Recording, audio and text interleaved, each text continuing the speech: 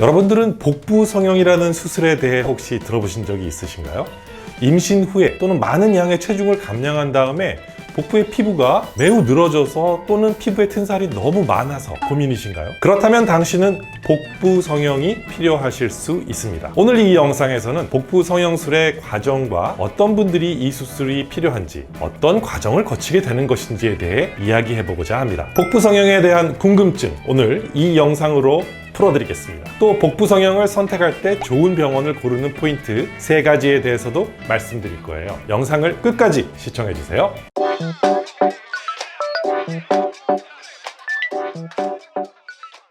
안녕하십니까, 지방대학 총장 닥터한입니다. 복부 성형은 과도하게 피부가 늘어졌을 때 어쩔 수 없이 피부를 절개하여서 복부를 평평하게 하는 그런 수술을 말합니다. 어떤 분은 정말 많이 처져 있을 것이고 어떤 분들은 아주 약간 처져 있을 것입니다. 지금은 지방흡입을 하면서 고주파, 초음파, 플라즈마 같은 이런 에너지를 이용하는 기기들로 피부 처짐을 교정을 합니다. 하지만 피부의 처짐이 너무 심한 경우에는 이런 기기가 전혀 도움이 되지 못합니다. 복부 성형은 피부를 절개하게 되지만 정말 놀라운 결과를 가져다 주게 됩니다. 저희가 하는 모든 체형 수술 중에 정말 가장 놀라운 결과는 바로 복부 성형입니다. 환자분들의 만족이 가장 높은 수술 또한 바로 이 복부 성형입니다. 먼저 복부 성형이라는 수술은 어떻게 하는 수술인지에 대해 간략하게 알아볼까요? 복부 성형은 주로 배꼽 아래 늘어진 피부를 절개하는 수술을 말합니다. 피부가 얼마나 많이 늘어졌냐에 따라서 얼마나 많은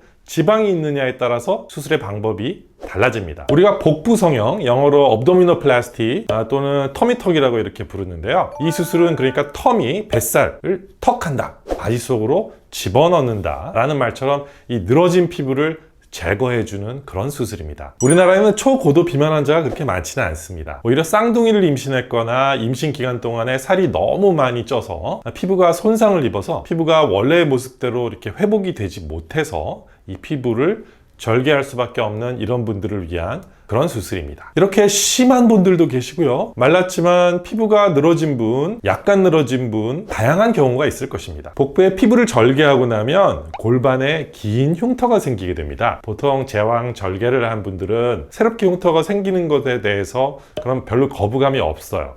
그 부분보다 약간 좀 더 길게 된다 라고 생각하시면 되겠습니다. 이 부위부터 배꼽 부분까지 피부를 절개하고 원래 배꼽이 있어야 하는 부위에 배꼽을 다시 만들어주고요, 배꼽 위의 살을 음부까지 잡아당겨서 봉합하는 수술이 이 스탠다드형 복부 성형이라고 합니다. 피부가 많이 늘어진 경우에는 거의 다 이 방법으로 수술을 할 수밖에 없습니다. 그 다음은 미니 복부 성형입니다. 이 방법은 아랫배의 피부가 약간 늘어져 있기 때문에 배꼽은 그냥 그대로 두고요, 아랫배에 늘어진 부분에 피부를 절개해서 제거해주는 그런 방법을 말합니다. 최근에는 피부를 절개하는 수술과 지방흡입을 같이 하는 방법으로 수술을 많이 하게 됩니다. 그렇기 때문에 수술 후에 상상하기 힘들 정도로 굉장히 많이 날씬해지는 것을 볼 수 있습니다. 수술하기 전에는 흉터에 대한 걱정을 많이 하십니다. 팬티 안에 흉터가 완전히 숨어버리기 때문에 아주 작은 팬티를 입어도 흉터가 가려집니다. 이 수술은 팬티 안에 가려지는 흉터 대신 완전히 납작한 배를 얻게 되고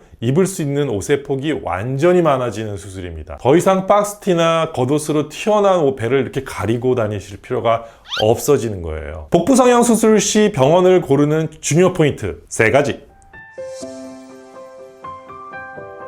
복부 성형에 있어서 가장 중요한 건 흉터입니다. 수술 전에 가장 걱정되는 부분이기도 하고요. 이 수술을 저가로 하는 병원에서 방법들을 보면 긴 부위를 봉합해야 되기 때문에 간단히 스테이플러로 이렇게 팍팍팍 이렇게 찍어버린다거나 굵은 실로 듬성듬성 이렇게 꼬매는 방법을 취하는 경우를 많이 봅니다. 이렇게 하면 한 10분 만에 봉합을 끝낼 수 있습니다. 하지만 정말 제대로 봉합을 하기 위해서는 봉합하는 데만 한두 시간이 걸립니다. 절개한 부위뿐만 아니라 이 모든 면 전체적으로 다 봉합을 하고요, 절개선이 있는 부위를 또 전부 다 층별로 봉합을 하게 돼요. 그렇기 때문에 정말 아주 많은 봉합을 해야 합니다. 물론 일반적인 봉합 방법이 아니라 특별한 방법을 이용해서 봉합을 해야 부작용을 줄일 수 있고 흉터를 줄일 수 있습니다.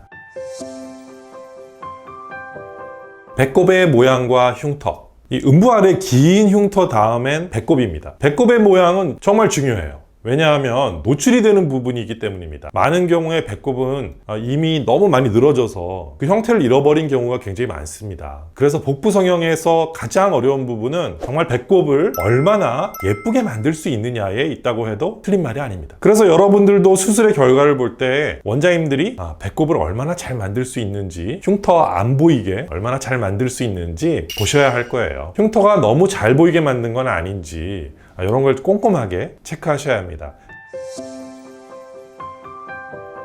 부드러운 복근 모양. 피부가 너무 늘어져 있다면 복부 지방 조각수를 통해서 아름다운 이렇게 11자 복근의 모양을 만들어 드릴 수가 없습니다. 하지만 이렇게 피부를 팽팽하게 만드는 복부 성형을 하면요, 복근의 모양을 같이 넣어줘서 복근이 있는 정말 날씬한 허리로 만들 수 있어요. 이런 분들에게도 이런 결과를 가질 수 있게 되는 거죠. 복부 성형을 많이 하시는 원장님들이 우리나라에 그렇게 많지 않으세요. 미니 복부 성형을 하시는 분들은 좀 계세요. 그렇지만 수술의 난이도가 높은 스탠다드형 복부 성형을 하시는 분들은 그렇게 많지 않습니다. 다시 처녀 때처럼 또는 날씬했을 때처럼, 아니면 체중을 30kg, 40kg 이렇게 뺐는데 살을 어떻게 할 수 없어서 고민하고 계신가요? 복부 성형만이 해답입니다. 다른 방법은 없습니다. 좀 긴 흉터가 걱정되신다고요? 네. 저도 어떻게든 흉터가 예쁘게 자리 잡을 수 있게 하려고 특별한 봉합 방법을 통해서 예쁘게 만들기 위해서 정말 최선을 다하고 있습니다. 이 수술은요, 긴 흉터를 가지게 됩니다. 하지만 그 대신 정말 날씬한 배를 가지게 됩니다. 이 수술을 이미 받으신 여러분들의 이야기가 흉터가 뭐가 문제예요? 이렇게 예쁜 옷을 입고 다닐 수 있게 돼서 너무 좋아요, 원장님. 이렇게 말씀하시는 분들이 대부분이세요. 그러니까 혹시 피부가 너무 늘어져 있거나 근육까지도 늘어져 버린 분들, 이런 분들이 계시다면 한번 도전해 보세요. 이 수술은 정말 고생 후에 낙이 오는 그런 수술입니다. 오늘은 지방 흡입과 함께 할 수 있는 복부 성형에 대해 말씀드렸는데요. 오늘 말씀드린 내용보다 훨씬 더 다양한 수술 방법들이 있어요. 대표적인 두 가지, 스탠다드와 미니 복부 성형, 이렇게 두 가지에 대해서 말씀드렸어요. 재밌으셨나요? 혹시 본인이나 지인분들 중에 이런 문제로 고민하시는 분들이 계시다면 이런 방법에 대해서 한번 알려주세요. 그렇게 이야기해 주시면 아마 큰 선물을 주시는 것과 마찬가지일 거라는 생각이 드네요. 혹시 더 궁금하신 내용이 있으시면 아래에 댓글로 남겨주세요. 제가 잘 설명해 드리도록 할게요. 그리고 여기 아래 구독과 알림 설정, 그리고 좋아요 부탁드립니다.